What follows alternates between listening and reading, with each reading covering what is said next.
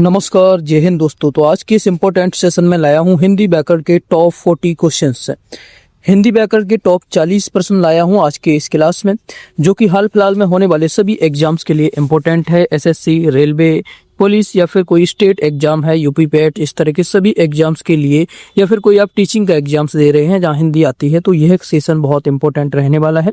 इसमें हम 40 important questions देखने वाले हैं जो बार बार एग्जाम में रिपीट होते हैं। तो बिना टाइम वेस्ट किए स्टार्ट करते हैं। चलिए देखते हैं। क्वेश्चन नंबर 1 हमें दिया गया है, हिंदी भाषा की लिपि क्या है। हिंदी भाषा की लिपि के बारे में जानिए फटाफट से। हिंदी भाषा की लिपि जो है कौन सी है, आंसर पता होगा कमेंट करके जरूर बताना, और क्लास के एंड में अपना स्कोर कमेंट करके जाना। तो हिंदी भाषा की जो लिपि है ये देवनागरी लिपि है। कौन सी है? देवनागरी लिपि को याद रखेंगे, बी राइट आंसर होगा। अगला क्वेश्चन देखिए, आंसर बताइए जल्दी से। भाषा की सबसे छोटी इकाई किसे कहते हैं? भाषा की जो सबसे छोटी इकाई होती है ये किसे कहा जाता है? तो भाषा की सबसे छोटी इकाई जो कही जाती है ये स्टूडेंट वर्ड को कहा जाता है। किसे? वर्ड को जो है भाषा की सबसे छोटी इकाई कहा जाता है। डी यहाँ पर बिल्कुल सही जवाब होगा। नेक्स्ट देखिए, वर्णमाला किसे कहते हैं? क्वेश्चन बहुत इंपॉर्टेंट है, जल्दी से आंसर कमेंट करेंगे आप सभी स्टूडेंट, सभी का आंसर आना चाहिए। वर्णमाला किसे कहा जाता है? वर्णों के व्यवस्थित समूह को ही वर्णमाला कहा जाता है। क्या कहा जाता है? वर्णों के व्यवस्थित समूह को वर्णमाला कहते हैं। याद रखेंगे, यहाँ से बहुत ज्यादा इंपॉर्टेंट क्वेश्चन है। आंसर हमारा सी होगा। अगले क्वेश्चन की ओर चलते हैं। निम्नलिखित में से कौन सा स्वर नहीं है? जल्दी से बताएंगे क्वेश्चन नंबर 4 का आंसर। इनमें से स्वर कौन सा नहीं है? 3 स्वर हैं, एक इनमें से स्वर नहीं है। आप सभी को पहचान लेना होगा जल्दी से। सिंपल क्वेश्चन है, ये बहुत ईजी है। तो डी यहाँ पर राइट आंसर होगा। बाकी के तीनों यहाँ पर स्वर हैं, लेकिन ये स्वर नहीं है, यही हमारा राइट आंसर होगा। कौन सा होगा? डी, याद रखेंगे डी। अगला देखिए, संधि के मुख्य रूप से कितने भेद होते हैं? संधि के भेदों के बारे में पूछा गया है, जल्दी से बता देंगे कितने भेद होते हैं। तो संधि के 2 भेद होते हैं मुख्य रूप से। कितने होते हैं? एक तो होती है आपकी स्वर संधि। कौन सी होती है? स्वर संधि। दूसरी आपकी होती है व्यंजन संधि। 2 स्वर संधियां आपको याद रखनी है, स्वर संधि और व्यंजन संधि। संधि के 2 मुख्यतः भेद होते हैं।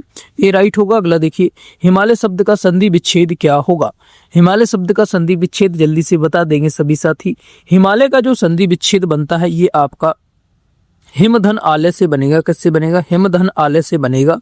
तो हिमधन आलय आपका ए ऑप्शन होगा, यहाँ पर राइट आंसर होगा।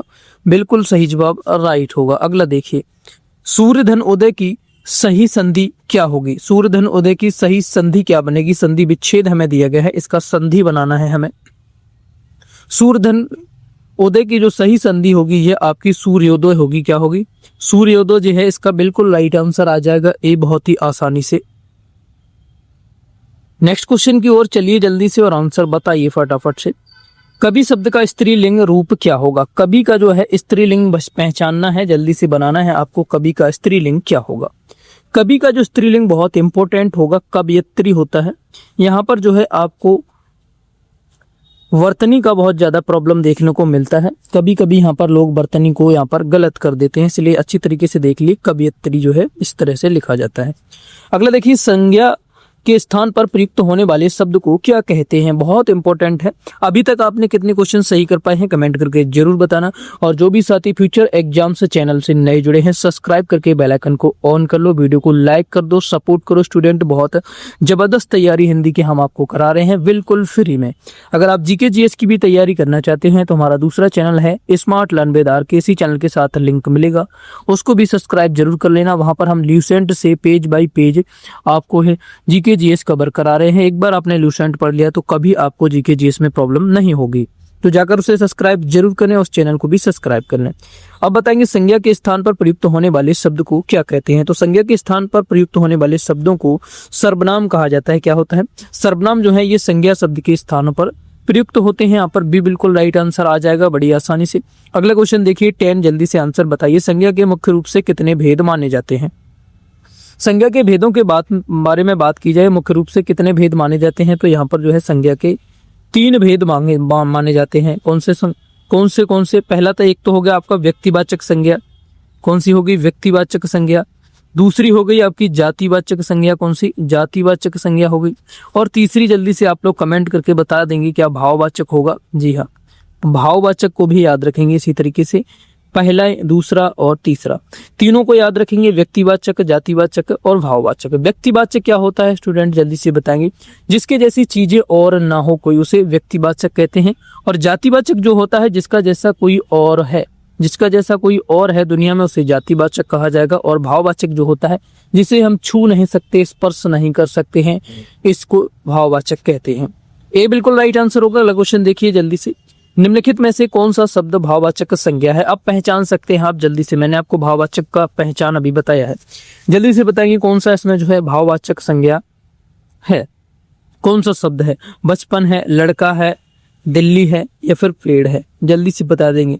लड़का है, लड़के के जैसा और लड़के होंगे तो ये तो जातिवाचक आ गया है। दिल्ली ये फिर किसी स्थान का नाम आ गया स्पेशल, तो यहाँ पर ये व्यक्तिवाचक हो गया है। और यहाँ पर पेड़ ये भी स्टूडेंट जो है आपका संज्ञा में पहुंच जाएगा, तो यहाँ पर ये भी पेड़ के जैसे और पेड़ होंगे, जातिवाचक हो जाएगा। लेकिन जो बचपन है इसे हम छू नहीं सकते, सिर्फ महसूस कर सकते हैं, तो यहाँ पर ए राइट आंसर होगा। यही हमारा जो है भाववाचक संज्ञा होगा। कैसा होगा? भाववाचक होगा। ए राइट आ जाएगा बड़ी आसानी से। अगला क्वेश्चन देखिए 12 और आंसर जल्दी से कमेंट कर दीजिए। बुढ़ापा शब्द में कौन सी संज्ञा है? बुढ़ापा में संज्ञा पहचानेंगे और जल्दी से कमेंट में बता देंगे। बुढ़ापा शब्द में अभी मैंने बताया है जिसे महसूस नहीं कर सकते हैं, टच नहीं कर सकते हैं, उन सब में क्या होता है? भाववाचक होता है। उन्हें क्या कहा जाता है? भाववाचक कहा जाता है। सी बड़ी आसानी से राइट आ जाएगा। अगला देखिए, सर्वनाम के कुल कितने भेद होते हैं? सर्वनाम के भेदों के बारे में बात की गई है, जल्दी से बता देंगे आंसर। सर्वनाम के जो कुल भेद होते हैं स्टूडेंट आपको याद रखना होगा, यहाँ पर जो है 6 भेद होते हैं। सर्वनाम के कुल 6 भेद होते हैं। सी बिल्कुल यहाँ पर राइट आंसर आएगा बड़ी आसानी से। अगला क्वेश्चन देखिए, जो शब्द संज्ञा या सर्वनाम की विशेषता बताते हैं उन्हें क्या कहते हैं? जो भी शब्द हैं जो संज्ञा या सर्वनाम की विशेषता बताते हैं उन्हें क्या कहा जाता है? तो उन्हें विशेषण कहते हैं। क्या कहते हैं? उन्हें विशेषण कहा जाता है। जो संज्ञा या सर्वनाम शब्दों की विशेषता बताते हैं उन्हें क्या कहते हैं? विशेषण कहते हैं। बी राइट होगा। अगर देखिए स्टूडेंट, सफेद गाय में सफेद शब्द किस प्रकार का विशेषण है? सफेद गाय जो लिखा हुआ है इसमें स्टूडेंट जो सफेद शब्द है ये किस प्रकार का एक विशेषण है? ये किसकी विशेषता बता रहा है? क्या ये गाय की विशेषता नहीं बता रहा है सफेद शब्द? जी हाँ, तो इसे स्टूडेंट क्या कहेंगे? गुणवाचक विशेषण, यानी कि ये गुण बता रहा है गाय का। गाय कैसी है? सफेद है, तो यहाँ पर गुणवाचक विशेषण होगा। सी बिल्कुल राइट आंसर आ जाएगा बहुत ही आसानी से। अगला क्वेश्चन देखिए, हिंदी बिल्कुल इजी है अगर आप इसे अच्छी तरीके से समझ लेंगे। चैप्टर वाइज मैं आपको यहाँ पर चैप्टर वाइज भी कवर करा दूंगा, जितने भी टॉपिक्स हैं उन सभी को कवर कराऊंगा। पहले हमारी मिक्स क्लासेज ये चल रही है, इसको आप जुड़े रहिए डेली से डेली। आपका प्यार इस पर अच्छा आएगा तो हम आपके लिए टॉपिक वाइज भी करा देंगे। जिस शब्द के से किसी काम के करने या होने का बोध हो उसे क्या कहा जाता है? जिस शब्द से किसी कार्य का होना या फिर करना पाया जाता है, बोध हो उसका, तो उसे क्या कहते हैं? तो उसे स्टूडेंट आप याद कर लेंगे जल्दी से, उसे क्रिया कहा जाता है। क्या कहते हैं? क्रिया कहते हैं। बहुत ज्यादा इंपॉर्टेंट है, क्वेश्चन बनेगा एग्जाम में। आगे देखिए, राम पुस्तक पढ़ता है वाक्य में कौन सी क्रिया है? जल्दी से क्रिया पहचानिए। अकर्मक है, सकर्मक है, द्विकर्मक है या फिर प्रेरणार्थक है? अकर्मक सकर्मक पहचानने में अगर आपको प्रॉब्लम होती है तो इसके लिए मैंने एक स्पेशल ट्रिक वाली क्लास कराई है हमारे YouTube channel smart learn with R K पर। आपको ये क्लास मिलेगी जिसको आप अगर देख लेते हैं, 10 से 12 मिनट की वीडियो है, उसके बाद आपको अकर्मक और सकर्मक पहचानने में कभी भी प्रॉब्लम नहीं होगी। यहाँ आप बताएंगे जल्दी से, राम पुस्तक पढ़ता है। राम क्या पढ़ता है? पुस्तक पढ़ता है। ये क्या का जवाब मिल गया है, तो यहाँ पर जो है सकर्मक बिल्कुल राइट आंसर बन जाएगा। बी बिल्कुल सही जवाब होगा। जब भी क्या का हमें जवाब मिल जाता है तो वहां पर सकर्मक हो जाता है। आगे देखिए, वाक्य में क्रिया का फल किस पर पड़ता है उसे कौन सा कारक कहते हैं? वाक्य में क्रिया का फल जिस पर पड़ता है उसे क्या कहते हैं? उसे कौन सा कारक कहते हैं? वाक्य में क्रिया का फल जिस पर पड़ता है उसे कौन सा कारक कहा जाता है?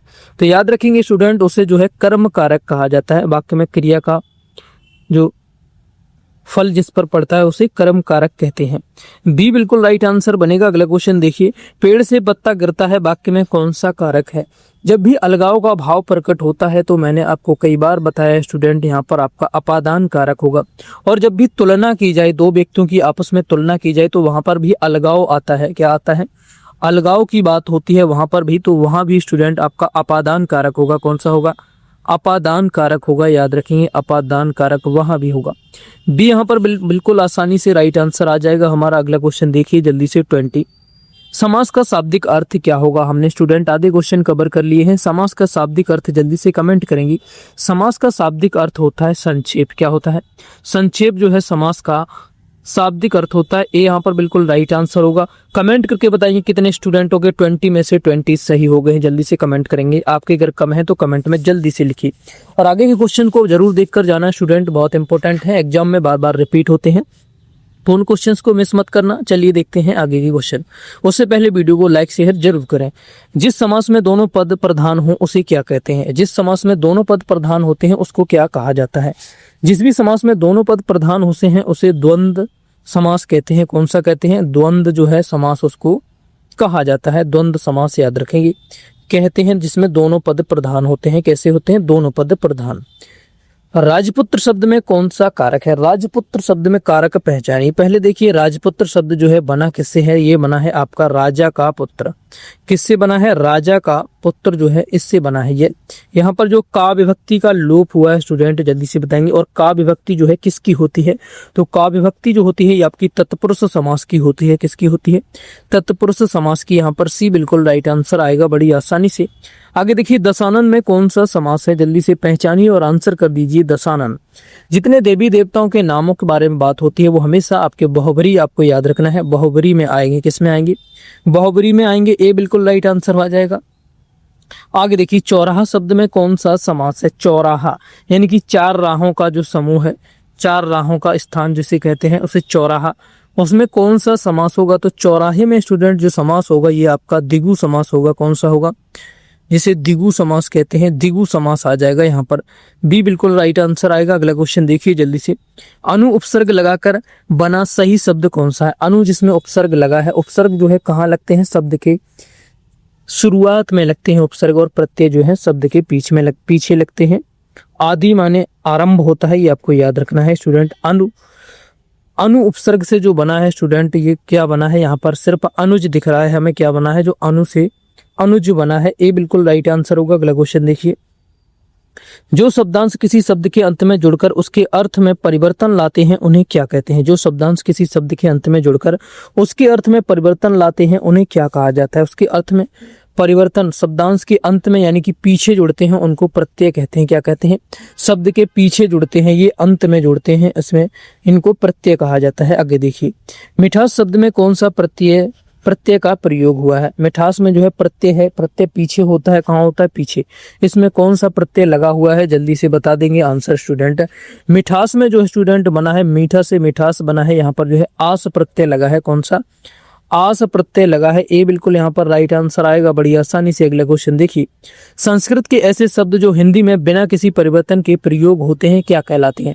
संस्कृत के ऐसे शब्द हैं जो हिंदी में बिना किसी चेंजेज के, बिना परिवर्तन के यहाँ पर सीधे ज्यों के त्यों प्रयोग होते हैं, उन्हें तत्सम कहा जाता है। याद कर लेंगे। उनको क्या कहते हैं? तत्सम कहते हैं। बी बिल्कुल राइट आंसर होगा। आगे देखिए निम्नलिखित में से कौन सा शब्द तत्सम है? तत्सम शब्द पहचानिए। अभी देखा है संस्कृत से आए हैं, ज्यों का त्यों प्रयोग होता है, उनको तत्सम कहते हैं। अब पहचानिए तत्सम कौन सा है? दुग्ध यहाँ पर जो है एकदम तत्सम है। आग जो है तद्भव है, दूध भी तद्भव है, सूरज भी तद्भव है, लेकिन यहाँ पर दुग्ध जो है ये तद्भव है। तो बी यहाँ पर बिल्कुल राइट आंसर आएगा बहुत आसानी से। अगला क्वेश्चन देखिए। आंख का सही तत्सम रूप क्या होगा? आंख का जो सही तत्सम रूप होगा बहुत ज्यादा इंपॉर्टेंट है स्टूडेंट, ये वेरी वेरी इंपॉर्टेंट है। तो आंख का जो तत्सम रूप होगा स्टूडेंट ये आपका अच्छी होता है। क्या होता है? अच्छी होता है, क्योंकि ये एग्जाम में बार बार रिपीट होता है। 3 स्टार लगा लीजिए, आपके एग्जाम में आ सकता है क्वेश्चन।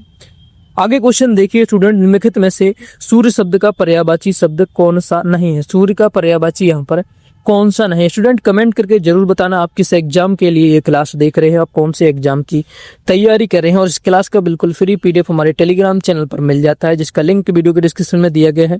ज्वाइन नहीं किया तो अभी जाकर ज्वाइन करें, वहां से आपको काफी इंपॉर्टेंट अपडेट्स मिलती रहती हैं। साथ ही स्टूडेंट डिस्क्रिप्शन में हमारे फेसबुक पेज का भी लिंक मिलेगा, वहां पर भी हमें फॉलो जरूर करें। वहां से भी आपको इंपॉर्टेंट क्विज पीडीएफ्स और साथियों आपको कई इंपॉर्टेंट जीके क्विज क्वेश्चंस की जानकारी मिलती है, इंपॉर्टेंट क्लासेस की जानकारी मिलती है, वैकेंसीज की जानकारी मिलती है। तो जाकर फॉलो जरूर करें। अब देखिए यहाँ पर सूर्य का जो है पर्यायवाची कौन सा नहीं है? नहीं को आपको जरूर देख लेना, ये कंफ्यूजन पैदा कर देता है एग्जाम में। तो नहीं है, तो यहाँ पर जो है निशाकर नहीं है, बाकी के दिवाकर, दिनकर, रवि, भानु ये सभी जो है सूर्य के हैं, लेकिन निशाकर यहाँ पर नहीं है। जल्दी से कमेंट करके बताइए निशाकर किसका है, डी राइट होगा। निशाकर बताएंगे किसका है। अमृत शब्द का सही विलोम शब्द क्या है? अमृत का जल्दी से विलोम बता देंगे, सभी को पता होगा, बहुत इजी आ गया है। अमृत का विलोम क्या आ जाएगा, जल्दी से बताएंगे सभी साथियों। अमृत का विलोम जो है विष आएगा, क्या आएगा, विष आएगा, सभी का ए आना चाहिए। आगे देखिए अनुज शब्द का सही विलोम शब्द क्या होगा। अनुज शब्द का सही विलोम शब्द पहचानिए और आंसर जल्दी से कमेंट कर दीजिए। अनुज का जो सही विलोम होता, सही विलोम शब्द होगा ये आपका अग्रज होगा। अनुज में से छोटा भाई होता है, अग्रज माने बड़ा भाई होता है। अग्रज माने क्या होता है, बड़ा भाई, बड़ा भाई। और अग्रज, अनुज माने क्या होता है, छोटा भाई, क्या होता है, छोटा। जल्दी से बताएंगे, बी यहाँ पर राइट आंसर होगा। अगला क्वेश्चन देखिए, जिसके आने की तिथि न हो, वाक्य के लिए एक शब्द क्या है। जिसके आने की डेट फिक्स नहीं हो उसे क्या कहा जाता है? उसे तो भैया अतिथि कहा जाता है, मेहमान कहा जाता है। क्या कहा जाता है? मेहमान कहा जाता है, अतिथि कहा जाता है। ये बिल्कुल यहाँ पर राइट आंसर आ जाएगा बहुत आसानी से। अगला क्वेश्चन देखिए, अंधे की लाठी मुहावरे का सही अर्थ क्या होगा। बहुत इजी आ गया है। अंधे की लाठी मुहावरे का सही अर्थ होता है एकमात्र सहारा होना। वह तो मेरे बुढ़ापे की अंधे की लाठी, वह तो मेरे अंधे की लाठी है, यानी कि एकमात्र सहारा है। बी बिल्कुल यहाँ पर राइट आंसर आएगा बहुत आसानी से। आगे क्वेश्चन देखिए जल्दी से, 36 का आंसर कमेंट करिए। आंखों में धूल झोंकना मुहावरे का अर्थ क्या होगा। उसने तो मेरी आंखों में धूल ही झोंक दी है। मुहावरे का अर्थ क्या आ जाएगा, धोखा देना। उसने मुझे धोखा दे दिया है, क्या कर दिया है भैया, धोखा दे दिया है। ए राइट आंसर होगा। अगला देखिए, किसने किसने धोखा खाया है, कमेंट करके जरूर बताना। शुद्ध बर्तनी वाला शब्द चुनिए, जल्दी से बताएंगे। शुद्ध बर्तनी वाला, उज्जवल का यहाँ पर शुद्ध बर्तनी आपको बताना है। बहुत ज्यादा इंपॉर्टेंट है स्टूडेंट, ये एग्जाम्स में पूछी जाती है और अक्सर इसे स्टूडेंट गलत करते हैं, तो आप जल्दी से कमेंट करिए उज्जवल का सही वर्तनी क्या होगा। उज्जवल का जो सही वर्तनी होगा पहचान लीजिए, देख लीजिए। उज्जवल जो है ऐसा लिखा जाता है। ए बिल्कुल राइट आंसर होगा। यहाँ पर जो है दो आधे जाएंगे, फिर वाह आएगा और ला आ जाएगा और लिख जाएगा उज्जवल। आपको भूलना नहीं, इस तरीके से ये राइट आंसर बन जाएगा। आगे देखिए, निम्नलिखित में से शुद्ध वाक्य कौन सा है। निम्नलिखित में से शुद्ध वाक्य पहचानिए। वह खेलता है, वह खेलती हैं, ये तो गलत ही आ गया है। वह खेलते हैं, ये भी गलत है। वह खेलता है, यहाँ भी गलत है। तो शुद्ध कौन सा बचा है, ए बचा है। वह खेलता है बिल्कुल सही है, ए राइट आंसर आ जाएगा। आगे क्वेश्चन देखिए, 39 आंसर बता दीजिए। उत्थान का सही विलोम शब्द क्या होगा। उत्थान का विलोम बताएंगे सभी स्टूडेंट। उत्थान का जो विलोम होता है पतन होता है, क्या होता है, पतन जो है उत्थान का विलोम होता है। ए राइट आंसर आ जाएगा। अगला क्वेश्चन देखिए और लास्ट क्वेश्चन है आज के सेशन का, आंसर सभी का आना चाहिए। काव्य की शोभा बढ़ाने वाले तत्वों को क्या कहा जाता है। होमवर्क के लिए आपके लिए क्वेश्चन ये है स्टूडेंट, इसका आंसर आप लोग कमेंट करके बता देना। और टॉप 40 क्वेश्चन में से आपका आज का स्कोर क्या रहा है कमेंट में जरूर लिख देना स्टूडेंट। स्कोर लिखे बिना कोई साथी नहीं जाएगा। और साथियों कमेंट करके बता देना आप स्टूडेंट कौन से एग्जाम की तैयारी करना चाहते हैं। आगे की क्लास स्टूडेंट किस टॉपिक पर आनी चाहिए कमेंट करके जरूर बताना। आप कौन से एग्जाम की तैयारी कर रहे हैं। वीडियो को लाइक कर दें स्टूडेंट अच्छी लगी हो, और अगला सेशन देखने के लिए चैनल को सब्सक्राइब करके बेल आइकन को ऑन जरूर कर लें, घंटे वाले बटन को दबा लें स्टूडेंट। आप समझदार हैं, सपोर्ट करिए स्टूडेंट। और जीके जीएस की बिल्कुल फ्री तैयारी करना चाहते हैं तो हमारे चैनल से दूसरे चैनल जो है स्मार्ट लर्न विद आरके से जुड़ जाए, लिंक आपको इसी चैनल के साथ मिल जाएगा। और फ्री पीडीएफ के लिए हमारे टेलीग्राम चैनल से जुड़ना बिल्कुल मत भूलना, लिंक डिस्क्रिप्शन में। स्टूडेंट हमारे दोनों चैनल पर जीके जीएस और इस पर हिंदी की तैयारी बिल्कुल फ्री में कराई जाती है, कोई भी पैसा नहीं लिया जाता है और बहुत ही अच्छे तरीके से कराई जाती है। तो सभी साथी जुड़े रहें और अपनी तैयारी को आगे बढ़ाते रहें स्टूडेंट। कल हमारा आज़ादी का दिन हुआ था, स्वतंत्रता दिवस था, स्टूडेंट सभी ने मनाया होगा अच्छी तरीके से। मिलते हैं नेक्स्ट क्लास में, तब तक के लिए थैंक यू, जय हिंद। कोई क्वेश्चन क्वेरी है तो कमेंट में जरूर लिखना स्टूडेंट, जवाब आपको जरूर दिया जाएगा अगर आपका जवाब सही होगा तो। थैंक यू, जय हिंद।